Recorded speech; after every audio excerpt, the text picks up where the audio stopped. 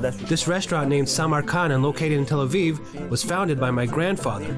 He immigrated to Israel with his family in 1988, leaving behind a successful cooking career. When he arrived in Israel, there were mainly grill houses in this area, and he wanted to come up with something a bit more interesting. First, he opened a small branch in Or Yehuda, a city not far from Tel Aviv, and due to its success, he opened the second branch here. The special thing about these two restaurants is that they're a family-run business. Even my grandmother, who opened this place 30 years ago, is still here every day cooking.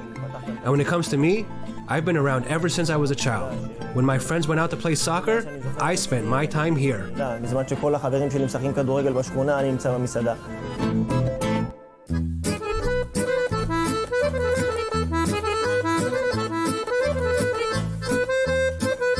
אנחנו במטבח הבוכרי. The Bukharian kitchen is based on fresh ingredients, and it's very important to us to serve only fresh food that was made on the spot. Most dishes include meat, even desserts, but don't tell anyone. Besides the food, we strive to give our clients an authentic Bukharian experience with our special cutlery, music, and more. This was very important to my grandfather.